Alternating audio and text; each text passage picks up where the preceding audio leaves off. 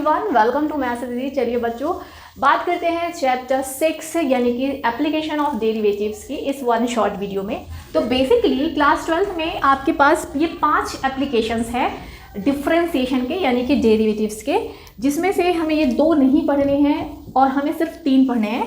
First is rate of change जो कि हमारी एक्सरसाइज 6.1 है। Second is increasing and decreasing function जो हमारी एक्सरसाइज 6.2 में है। और third is most important maxima and minima जो कि एक्सरसाइज 6.5। प्रॉब्लम ये है कि मैक्सिमा एंड मिनिमा में ही कई सारे और टॉपिक्स है, like local maxima minima, global maxima minima, absolute maxima minima and then second and first derivative test. तो आप कह सकते हैं कि ये 2 तो बहुत आसानी से कवर हो जाएंगे, थोड़ा सा टाइम इसमें लगता है। तो चलिए बिना किसी देरी के स्टार्ट करते हैं इस वीडियो को। जो हमारा फर्स्ट टॉपिक है rate of change in quantity, तो जल्दी से इसे समझ लेते हैं ये है क्या। एक क्वांटिटी दूसरी क्वांटिटी के रिस्पेक्ट में किस रेट से चेंज हो रही है ये हमें पढ़ना है। Like change in area, suppose a जो है सर्कल का एरिया है, टाइम के रिस्पेक्ट में उसमें क्या चेंज हो रहा है। अगर ये फाइंड करना है तो dA/dt निकाल सकते हैं, लेकिन सर्कल का एरिया πr² होता है। अगर इसे रेडियस के रिस्पेक्ट में इसमें क्या चेंज हो रहा है अगर ये पूछा गया है, then we will differentiate with respect to r। ज़्यादातर केसेस में वो टाइम के रिस्पेक्ट में चेंज पूछेंगे, तो इन केस वो टाइम के रिस्पेक्ट में चेंज पूछते हैं तो जैसे ये r का फंक्शन है तो हम लोग क्या करेंगे, इसको जब t के रिस्पेक्ट में डिफरेंशिएट करेंगे तो हम चेन रूल का यूज़ करेंगे।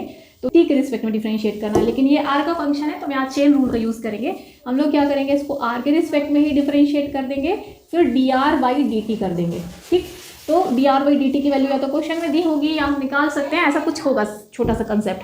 तो ओवरऑल समरी ये है कि अगर आपको डिफरेंशिएशन आता है देन इस चैप्टर में आपको कोई भी प्रॉब्लम नहीं होगी, बस छोटे छोटे से कंसेप्ट समझने होंगे। तो ओवरऑल हमें हर एक क्वेश्चन में बस डिफरेंशिएशन करना है, अकॉर्डिंग टू सिचुएशन समझना है और डिफरेंशिएट करना है। तो this is something very very easy. चलिए जल्दी से क्वेश्चन स्टार्ट कर ले। अब हम लोग एक एग्जांपल से इस कंसेप्ट को समझते हैं। यहाँ पे एक क्वेश्चन है, दिस इज PYQ NCERT का है लेकिन आ चुका है बोर्ड। ये क्वेश्चन 3 मार्क्स में आ सकता है।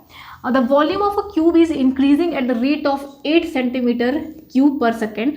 How fast the surface area is increasing when the length of edge is 12 cm?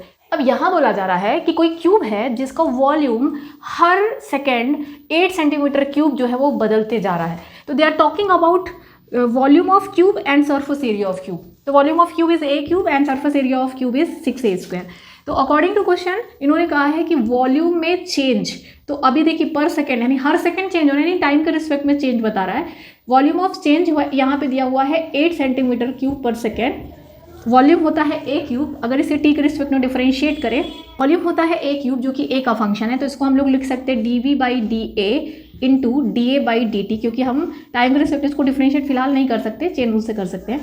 तो dV/dA हो जाएगा ये 3a² into dA/dt is equals to 8 cm³ पर सेकेंड। तो dA/dt की वैल्यू मिल जाती है 8 डिवाइडेड बाई 3a²।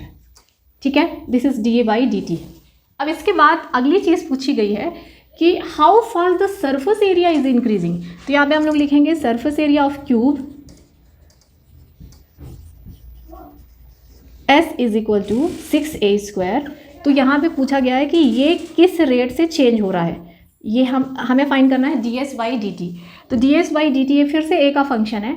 s का जब डिफरेंशिएशन हम लोग t के रिस्पेक्ट में करेंगे 6a² का, तो पहले हम लोग इसको क्या लिख सकते हैं, पहले a के रिस्पेक्ट में डिफरेंशिएट करेंगे तो 12a आएगा इंटू a का डेरिवेटिव t के रिस्पेक्ट में dA/dt है।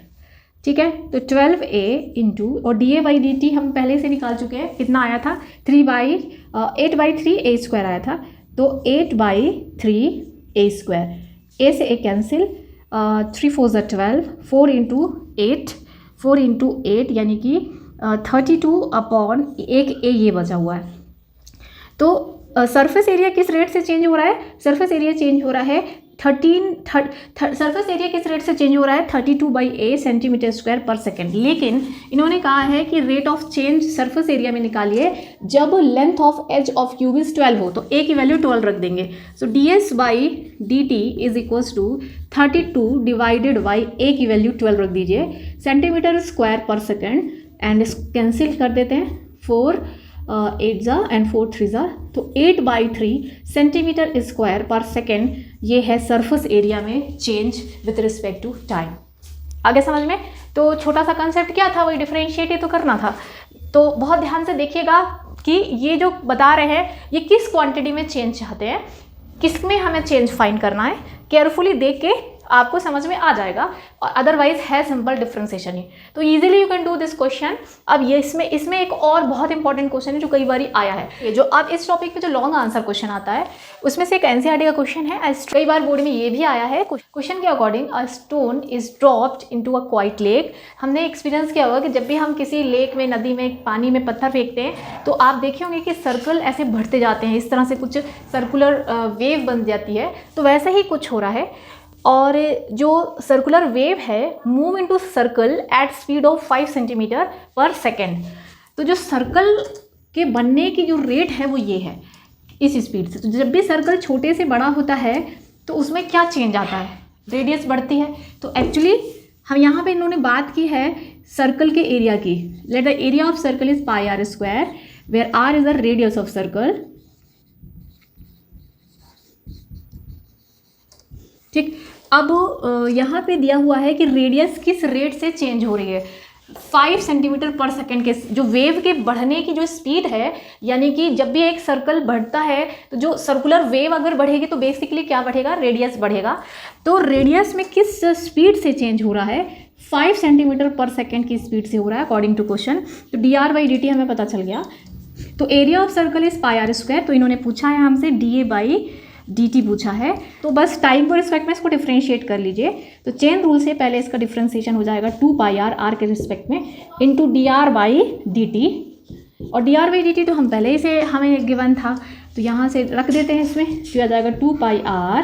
किसी एक क्षण पे जब रेडियस 8 सेंटीमीटर होती है देन आपको बताना है कि how fast enclosed area increasing. आपको बताना है कि जब रेडियस 8 सेंटीमीटर होती है, मान लो कि यहाँ रेडियस 8 सेंटीमीटर है, तो उस टाइम पे एरिया किस रेट से चेंज हो रहा है। रेडियस कितनी दी है, 8, तो 8 इंटू 10 पाई यानी कि 80 पाई।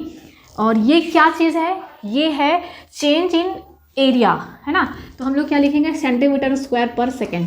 ये था एक इंपॉर्टेंट क्वेश्चन है, छोटा सा ही, लेकिन ये लॉन्ग आंसर में आ सकता है क्योंकि इसके क्वेश्चन मैक्सिमम इतने ही बड़े होंगे, इससे ज़्यादा कुछ नहीं होगा। हर एक क्वेश्चन में कंसेप्ट समझना, डिफरेंशिएट करना है। चलिए अब बात करते हैं एक और इम्पॉर्टेंट क्वेश्चन की, ये भी लॉन्ग आंसर में आ सकता है। यहाँ पे क्वेश्चन नंबर 10 है जो है यहाँ पे हमारा 6.1 का एनसीईआरटी एक्सरसाइज का। क्वेश्चन के according a ladder 5 centimetre long is leaning against a wall. एक वॉल है, सपोज ये है वॉल, और इसमें दीवार से टिका के एक सीढ़ी यानी कि लैडर को ऐसे टिका दिया गया है। सपोज ये है लैडर। तो अब वॉल जो होता है हमेशा स्ट्रेट होती है, वर्टिकल, तो हम यहाँ एंगल को 90 डिग्री मान सकते हैं। अब आगे ये कहते हैं कि the bottom of ladder is pulled along the ground away from the wall at the rate of 2 centimetre पर सेकेंड। अब जो ये लैडर है ना, ये ऐसे अभी जो लैडर है वो सपोज वॉल से जो हॉरिजॉन्टल डिस्टेंस है वो x है और ये जो y वर्टिकल डिस्टेंस है वो y है। अभी जो लैडर है वो ऐसे नीचे सरकती जा रही है, धीरे धीरे नीचे आती जा रही है, तो जो इसकी वर्टिकल हाइट है वो कम होती जा रही है, जबकि हॉरिजॉन्टल जो डिस्टेंस है वो बढ़ती जा रही है। तो हम कह सकते हैं x और y दोनों में चेंज हो रहा है, लेकिन y जो हो रहा है नेगेटिवली चेंज हो रही है क्योंकि वो कम हो रही है, जबकि x जो है पॉजिटिवली चेंज हो रही है क्योंकि वो बढ़ रही है। तो यहाँ पे क्वेश्चन दिया हुआ है, how fast the height of wall decreasing when the foot of ladder is 4 metre away from the wall. यहाँ पे हम लोग लिखेंगे let the foot of ladder be x centimetre away from the wall. ठीक है, अब ये जो x है ये बढ़ता जा रहा है, तो किस रेट से बढ़ता जा रहा है, किस रेट से वो सीढ़ी नीचे आती जा रही है। अब हो क्या रहा है कि जो कि लैडर नीचे आ रही है तो ये x जो है चेंज होता जा रहा है, बढ़ता जा रहा है। किस रेट से बढ़ रहा है, 2 सेंटीमीटर पर सेकंड। हर सेकंड 2 सेंटीमीटर ये ऐसे नीचे बढ़ जा रही है। तो x में चेंज क्या दिया है, 2 सेंटीमीटर पर सेकंड दिया हुआ है। अब हमें बताना है कि how fast the height is decreasing, जैसे जैसे ये बढ़ेगा, हाइट कम होती जा रही है, तो हमें ये dy/dt निकालना है। अब यहाँ पे हमें गिवन क्या है, अब हमें दिया हुआ है यहाँ पे AB, जो लेंथ ऑफ लैडर है ना वो 5 मीटर की है, तो AB = 5 मीटर। तो अगर हम ध्यान दें तो हमें यहाँ एक राइट ट्राइंगल फॉर्म होता हुआ दिख रहा होगा। तो इस राइट ट्राइंगल में AB² क्या हम लिख सकते हैं, x² + y²। तो AB² = x² + y², और AB तो 5 है, तो 5² = x² + y²। तो y² = 25 - x²। तो y की वैल्यू यहाँ से हमें मिल जाएगी √25 - x²। y की वैल्यू मिल गई है। यहाँ पे इन्होंने पूछा है कि y में क्या चेंज होगा, तो y में चेंज यानी कि हमें y की जो वैल्यू मिली उसी को हम x के रिस्पेक्ट में डिफरेंशिएट कर लें। तो dy/dt इसे डिफरेंशिएट कर लेते हैं, तो 1/2, पहले इसको डिफरेंशिएट x के रिस्पेक्ट में करेंगे, 1/2 25 - x² की पावर -½ फिर इसका डेरिवेटिव -2x × dx/dt। ये हमने डिफरेंशिएट कर लिया चेन रूल से इसे, ठीक है। तो ये आ जाएगा आपका 2 से 2 cancel, -x/√25 - x² and dx/dt तो अपन को 2 दिया हुआ था। अब इन्होंने कहा है कि y में क्या चेंज होगा अगर x की वैल्यू 4 सेंटीमीटर है, तो x की वैल्यू हमें यहाँ पे 4 रख देना है, 4 सेंटीमीटर यहाँ पे रख के कैलकुलेट कर लेना है। तो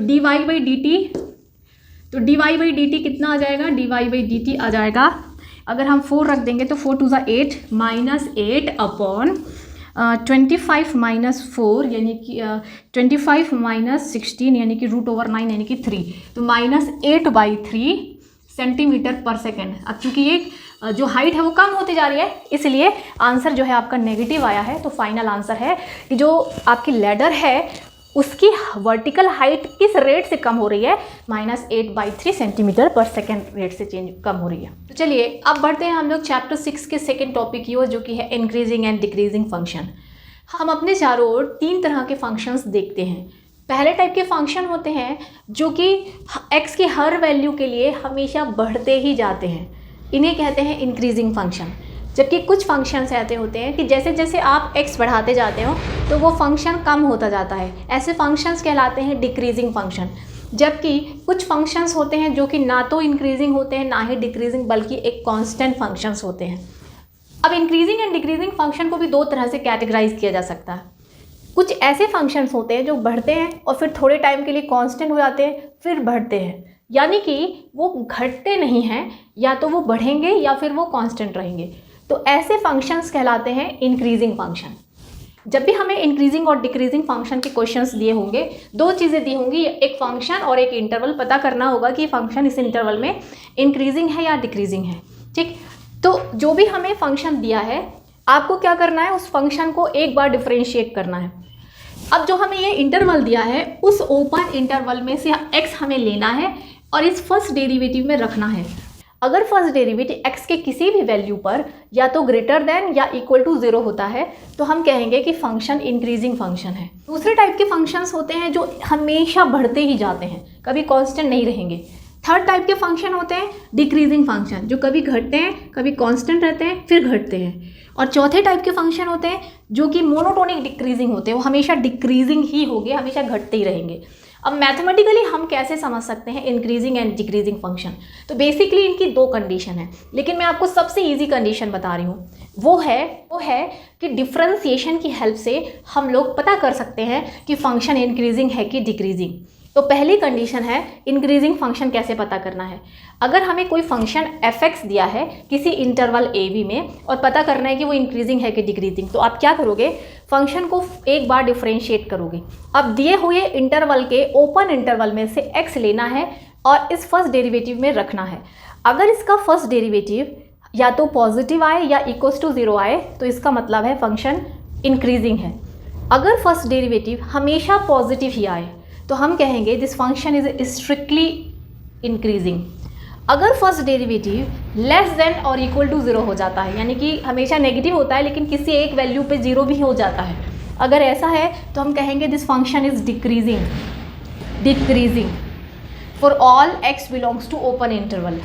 और फोर्थ कंडीशन है अगर फर्स्ट डेरिवेटिव हमेशा नेगेटिव आता है, कभी 0 भी नहीं होता है in this interval open interval A B, तो हम कहेंगे कि हमारा जो फंक्शन है वो स्ट्रिक्टली डिक्रीजिंग है। तो ये 4 कंडीशन आपको समझनी है। समझ लिए। उसके बाद अब इसके क्वेश्चंस की बात करते हैं। क्वेश्चन दो टाइप के होंगे। पहला जिसमें फंक्शन दिया है, इंटरवल दिया है, हमें पता करना है कि फंक्शन इंक्रीजिंग है कि डिक्रीजिंग। तो हम क्या करेंगे, एक बार डिफरेंशिएशन करेंगे और फिर देखेंगे कि इसमें से कौन सी कंडीशन फॉलो हो रही है। जो भी कंडीशन फॉलो हो रही है उसके हिसाब से हम कह देंगे कि इस फंक्शन इज स्ट्रिक्टली इंक्रीजिंग और डिक्रीजिंग और स्ट्रिक्टली डिक्रीजिंग। और इसका टाइप 2 के जो क्वेश्चन आते हैं जिसमें हमें इंटरवल बनाना होता है, हमें एक फंक्शन दिया होता है और हमें वो इंटरवल फॉर्म करना होता है जिसमें कि फंक्शन इंक्रीजिंग या डिक्रीजिंग है। तो चलिए जल्दी से क्वेश्चंस देख लेते हैं। सबसे पहले बात करते हैं इंक्रीजिंग एंड डिक्रीजिंग पे स्मॉल क्वेश्चंस कैसे आ सकते हैं। 1 मार्कर आ सकते हैं, 2 मार्कर्स आ सकते हैं। तो यहाँ पे जो फंक्शन है f(x = 3x + 17) हमें बताना है कि the set of real number this function is strictly increasing. तो आपको सिर्फ क्या करना है, जब भी इंक्रीजिंग डिक्रीजिंग बताना, आप फर्स्ट डिफरेंशिएट करिए। तो जब हम फर्स्ट डिफरेंशिएट करेंगे तो क्या आएगा, 3 आएगा इसका डेरिवेटिव। अब हम देख सकते हैं कि चाहे x रियल नंबर में से कुछ भी रखते रहो, for all x belongs to real number, कुछ भी रखते रहें तो हम देख सकते हैं 3 और जो कि हमेशा पॉजिटिव है।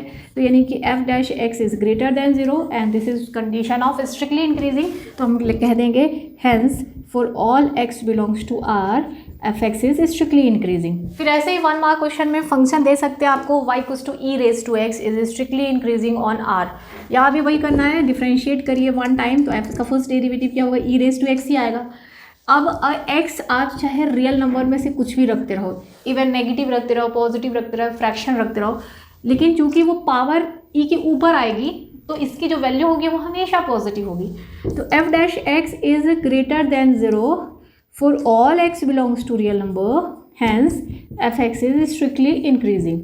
यहाँ पे भी हम लोग वही कहेंगे। तो आई होप ये समझ में आ गया है आपको।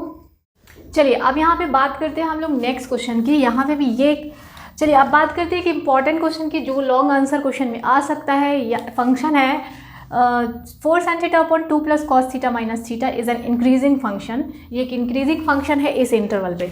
तो सबसे पहले आपको क्या करना है, आपको पता है कि हमें फर्स्ट डिफरेंशिएशन करना है इस फंक्शन का।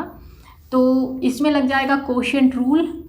तो डिनोमिनेटर स्क्वायर डिफरेंशिएट कर रहे हैं और फिर डिनोमिनेटर ऐसे ही रहेगा, फिर न्यूमरेटर का डेरिवेटिव। तो न्यूमरेटर का डेरिवेटिव 4 cos θ हो जाएगा, फिर -4 sin θ ऐसे ही रहेगा and derivative of this 2 + cos θ, तो माइनस sin θ आ जाएगा। तो डिफरेंशिएट कर लिया है, माइनस थीटा का डेरिवेटिव थीटा के रिस्पेक्ट में। यहाँ पे क्या याद रखना है कि चूंकि फंक्शन थीटा का है तो हम डिफरेंशिएशन थीटा के ही रिस्पेक्ट में करेंगे, ना कि एक्स के। ठीक, तो फर्स्ट डेरिवेटिव जो है हमने तो फर्स्ट टाइम डिफरेंशिएट कर लिया है हमने। ओके, अब इसे थोड़ा सा कर लेते हैं सिंप्लीफाई। 4 cos θ, तो ये आएगा 8 cos θ plus 4 cos square θ minus minus plus 4 sin square θ upon, ये जाएगा फिर इधर ले आते हैं तो 2 + cos θ whole square upon LCM is 2 + cos θ whole square. अब देखिए ये 4 कॉमन लेके 1 देखिए ये होगा 4 कॉमन लेंगे sin square θ plus cos square θ 1, तो ये आएगा 8 cos θ plus this is 4 minus इसको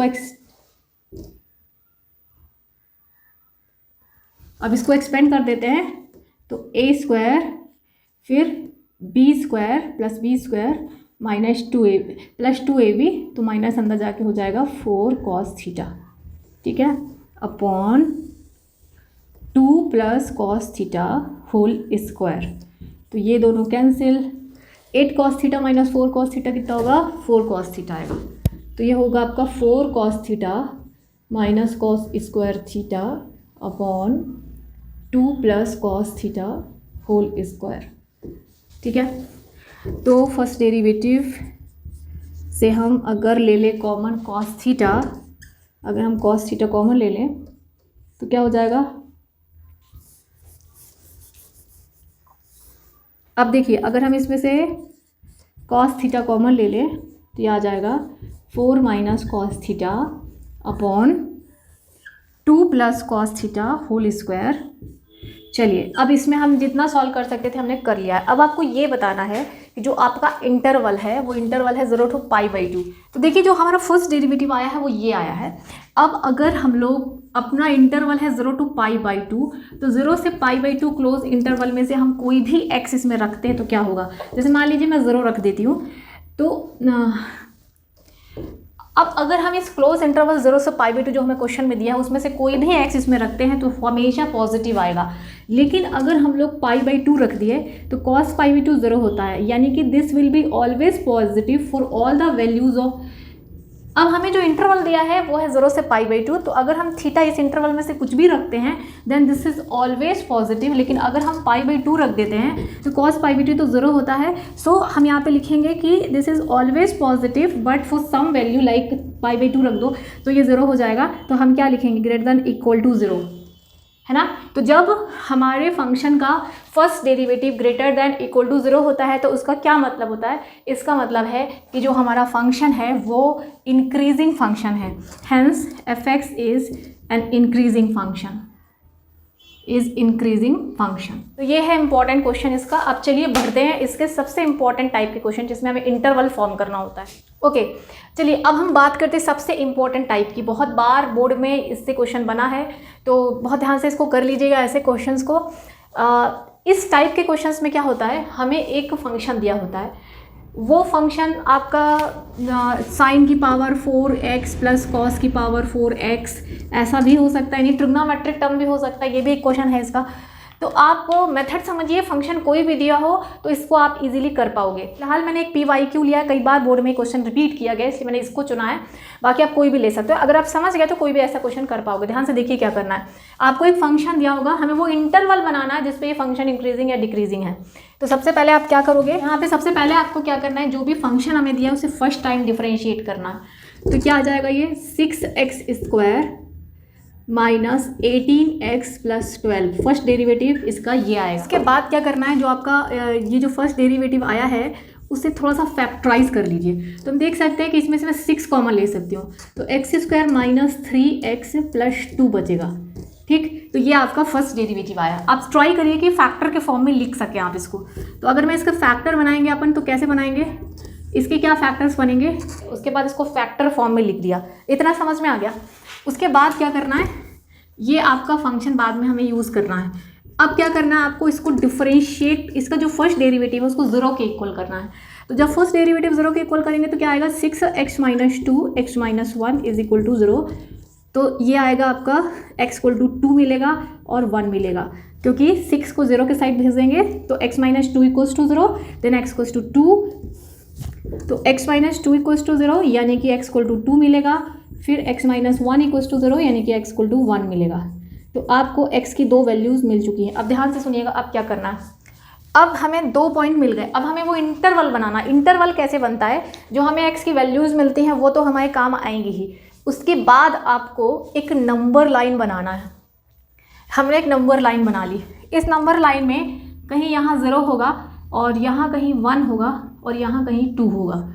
ठीक है, इस साइड आप अपने मान से लिख लीजिए इनफाइनाइट और इस साइड लिख लीजिए माइनस इनफाइनाइट। अब हम इंटरवल बनाने जा रहे हैं। तो यहाँ पे हमारे इंटरवल बनेंगे, इंटरवल्स होंगे, एक तो होगा माइनस इनफाइनाइट और ये 1। पहले इन दोनों को लेंगे, फर्स्ट इंटरवल बनेगा तो माइनस इनफाइनाइट 1 ओपन इंटरवल। दूसरा इंटरवल बनेगा जब आप 1 और 2 को लोगे तो 1 एंड 2, और तीसरा इंटरवल बनेगा जब आप 2 और इनफाइनाइट को लोगे एंड 2 इनफाइनाइट। आई होप आप समझ गए होंगे। हमें सॉल्व करने से x की 2 वैल्यू मिली थी, हमेशा ऐसे ही होगा, 2 वैल्यू मिलेंगी ही। ऐसा भी हो सकता है कि एक ही वैल्यू मिले। अगर एक वैल्यू मिली है ना तो आप माइनस इनफाइनाइट और प्लस इनफाइनाइट तो अपने से लिखोगे ही, तो 2 इंटरवल बनेंगे। लेकिन चूंकि यहाँ पे हमें 2 वैल्यूज़ मिली थी तो हमारे इंटरवल कितने मिले, हमें 3। और इंटरवल बनाने की मेथड हमेशा सेम रहेगी। यहाँ तक क्लियर आया हुआ आपको? ठीक, अब हमें इंटरवल मिल गए हैं। अब हमें एक ऐसी टेबल बनानी है।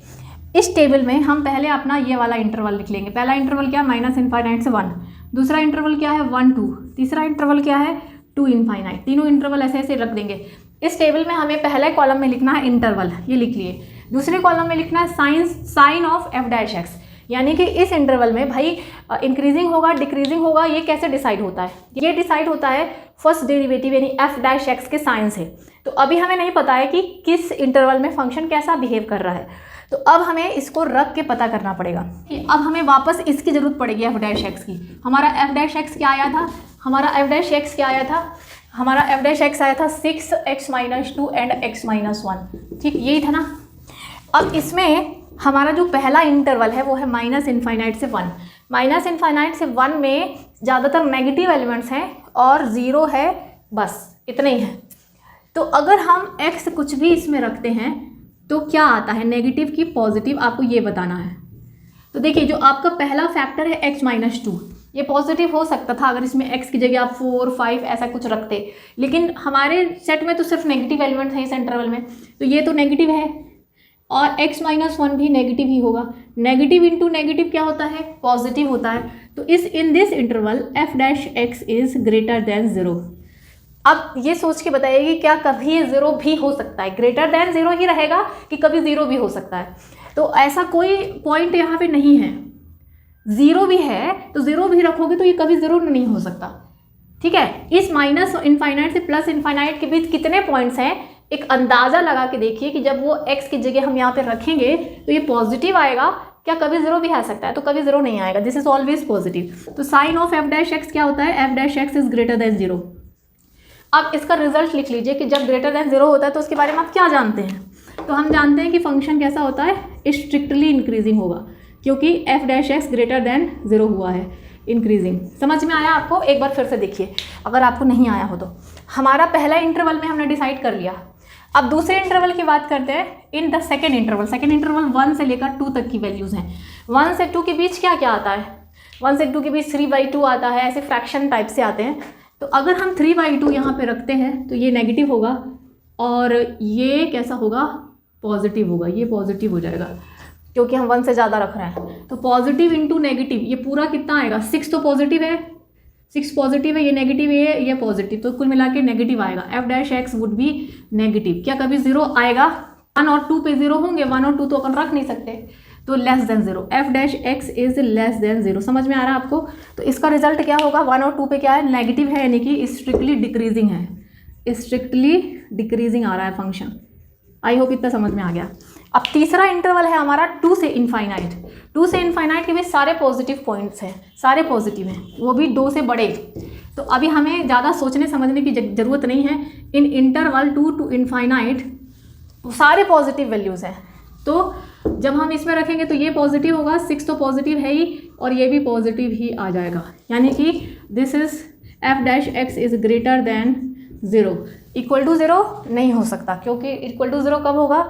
जब हम 2 रखेंगे, लेकिन 2 हम नहीं रख सकते क्योंकि ओपन इंटरवल है ना। तो दिस इज ग्रेटर देन 0, तो यहाँ पे लिख देंगे F dash X is greater than 0, strictly increasing ही इसका भी रिजल्ट होगा। तो अभी हमारी टेबल कंप्लीट हो गई है। आपको ऐसा बनाना है, एग्जाम में भी आपको ऐसा बनाना है। तो अभी हम फाइनल कंक्लूजन की ओर बढ़ते हैं। अब यहाँ पे इन्होंने क्या किया था? इंक्रीजिंग डिक्रीजिंग पूछा था, इसलिए हम स्ट्रिक्टली वर्ड का ना यूज़ करके इंक्रीजिंग कह देंगे। तो F dash is increasing on, अब 2 इंटरवल में इंक्रीजिंग आया है, तो अपन या तो ऐसे सेपरेट लिख दें या फिर ऐसे भी लिख सकते हैं, दोनों को मिला दें, यूनियन ऐसे भी लिख सकते हैं, या अलग अलग बता दो कि function F x is increasing in this interval and this, ऐसा भी कर सकते हैं।